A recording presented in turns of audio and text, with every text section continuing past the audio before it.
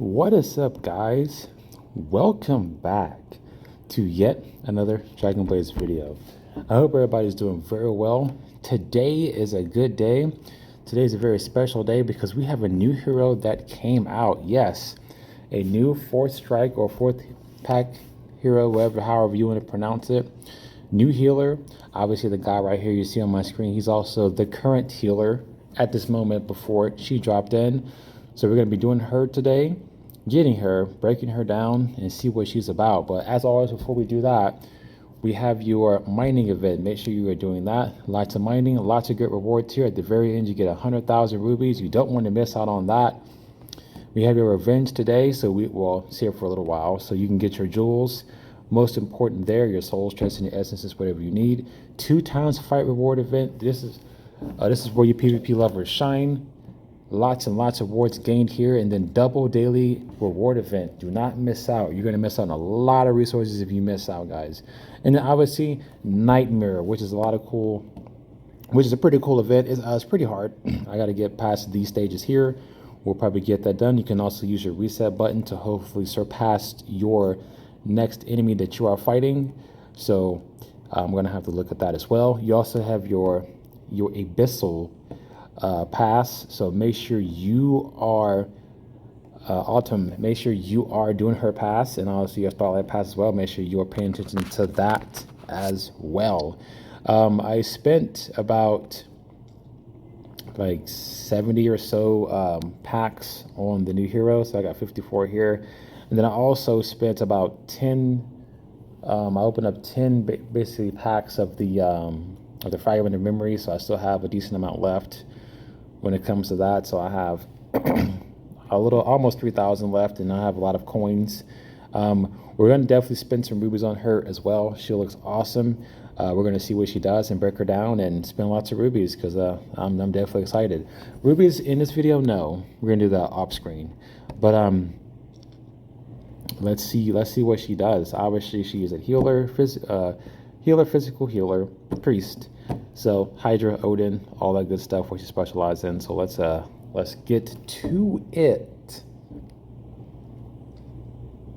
We are definitely excited. Give me 1 second. All right.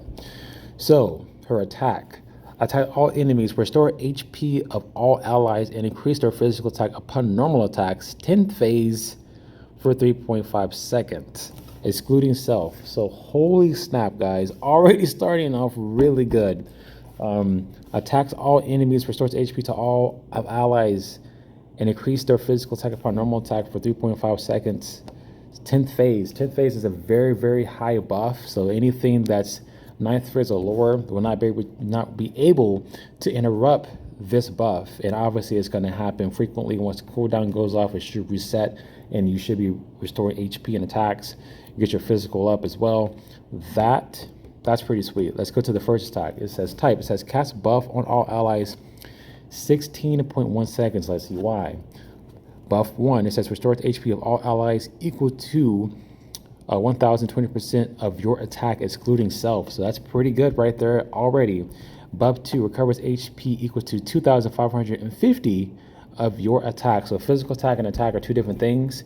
So, but at the same token, you're going to get a buff either or you look at it. So you kind of want to have them the same, or have one higher, have one lower. It just really depends. But that's really incredible. Definitely allowing you to heal yourself up quickly and stay in the game. She's going to be a pretty powerful healer. I can already see off gate once she gets strong enough. And then your figuration, I believe, figuration of light effect 1, it says increase physical attack by 816% and skill attack by the same percentage. So not only that, but her figuration effect is going to happen, which will boost her healing when it comes to this ability as well. So that's kind of powerful. Definitely a lot of synergy there. So we're going to see what else she can do. But so far, she's a banger. Second ability at the bottom of the screen down here, it says type debuff all enemies. Cooldown 19.4 seconds. Let's see why. It says debuff inflicts 2,176% additional damage every second. 10th phase for 19 seconds. Guys, That's a long time. 19 seconds is a long time. And she's definitely going to hurt every second she's doing this. That's pretty silly, to say the least. On top of your damage team or whatever team you have lined up with her, that can be pretty strong in a lot of situations. So definitely commend them for giving her that kind of ability. And then it says specialty, cast configuration of darkness effect on all enemies, 10th phase, 5 stacks. So the first one says increase received ranged damage by 218% and received melee damage by the same percentage. So that's great. So not only she gives your ranged damage increased, but also melee. So if you have, melee guys and your archers, some mages as well, she's going to give buffs, so therefore they're doing more damage as well, and it's very equal. So that's very good. She's going to be very synergistic for sure, which is what we want in a healer for sure. And then the second effect says receive physical damage by 218% for bosses, and that's fine too. We definitely need her for bosses as well. You need to have a good healer around, so keep your team alive. So we'll be able to take a lot of advantage of that ability as well. So we're not too worried about that. So that's excellent. And then the ultimate, it says signature skill. Upon charging 100% signature energy, buff 1. It says recover HP of all allies every second by 6,528%, 10th phase for 30 seconds. Again, 30 seconds is a long time. Long. It may seem short to some people, but when you're playing games and stuff like that, video games, whatever, 30 seconds can mean life or death. Can mean you're going to win the game or you're going to lose the game. So it's quite incredible. And then her second says, a cast immunity on all allies, 10th phase for 12 seconds. Guys, immunity is stupid important. You got to realize something. Not a lot of heroes in this game have immunity effects. Not a lot. There are a handful in this game that has that effect. And despite that, she heals every second for a reasonable amount and then give your guys immunity for 12 seconds. That's quite absurd, actually. And then we have cast Morningstar Brilliant effect on all allies, 10th phase, 5 stacks. And as usual, we're going to go back and see if we missed anything, so we will cover that. We're going to do that right now, actually, because we have passes to cover too. So let's go back here and let's see figuration of light, attack, and then dark. Yep. So figuration of light 2. It says increase additional boss damage by 408% only for archers, rogues, and dual wielders. So that's even better. That's even better because now they also get buffs as well. So it's perfect that this healer kind of supports everybody. We just haven't seen enchanters yet. So that's pretty sick that she helps almost literally everyone. And then we're going to go to the ultimate here, which is your Morningstar effect 1. Increase physical attack by 4,896% and DEX by 1,224% and additional boss damage by 2,448%, which is great, which is really, really good right there. So, but your rogues and your damage dealers and your paladins and stuff like that, and your archers, they'll be able to take advantage of that too, which is great for her Morningstar. And then her second Morningstar says increase ranged attack by the same percentage I mentioned before, 4,896%, and melee attack by the same percentage only for archer, rogues, and dual wielders. So again, we haven't seen enchanters, so I'm guessing she's not supporting enchanters, which is okay. We have other ones like Kesh that can support them and boost them and stuff like that, and other heroes. So that's not a deal breaker. But the fact that the main school she's actually buffing is most important. So that's pretty legit. Next, we're going to get her after this too. I'm just breaking this down first because getting her won't take long for me, at least. I want to do the breakdown first because usually I get the hero first and then break down, but we're going to do it different this time. Soul Harvest, it says a conditional special skill, cooldown 22.3 seconds, condition when hit. So when hit, this should trigger. It says specialty 1, it says increase main stats by 245% and physical attack by 979% for all allies, 10th phase, 5 stacks. So that's very meaningful. Soul Harvest is going to allow you to do lots more damage and your main stats is going to get increased as well. I'm guessing this is just for her. This is not for everybody. Actually, no, it is. It says for all allies. So yes, so that's pretty powerful. She's going to be used quite a bit. I'm definitely going to get her pretty powered up and probably use her in some of my lineups for sure, because she's definitely quite strong. Specialty 2, it says increase additional boss damage for archer, rogues, and dual warders by 490% 10th phase, 5 stacks. Again, that's something very useful. Your stack up and get stronger, we'll be able to do more in your whatever that you're trying to do. Alteration, it says passive, personal passive, increase main stats by 1,088% and healing by 1,088%. Now keep in mind, as far as I've been playing this game, I've seen no healer increase their healing. I have not seen one. I have not seen one. Most normally just give you good percentages and good boost, but the fact that she increases her healing and then give you more is quite good. Quite good. I am very pleased. Ally Aura, increase physical attack by 3,060% and additional boss damage by 1,530%. That's good. Ally Archer Aura, increase ranged attack by 360% and skill attack by the same percentage. That's great. That's for your archers only. And then your Rogue and Dual Warder Aura, it says increase melee attack by 3,060% and skill attack by the same percentage. That's phenomenal. That's quite good. Enemy Aura, increase receive physical damage by 765%. So that's really good. She allows you to ditch out so much as well and deal so much damage, weakening your enemies as well.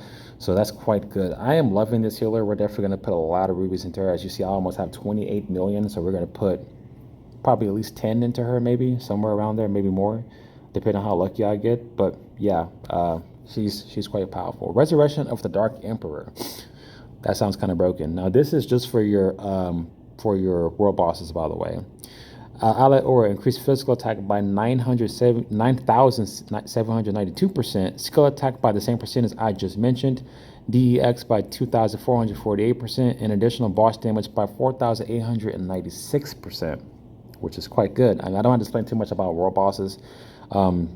Most of your heroes are going to be really good against them. She's just another collection. She's going to do great against your world bosses, specifically.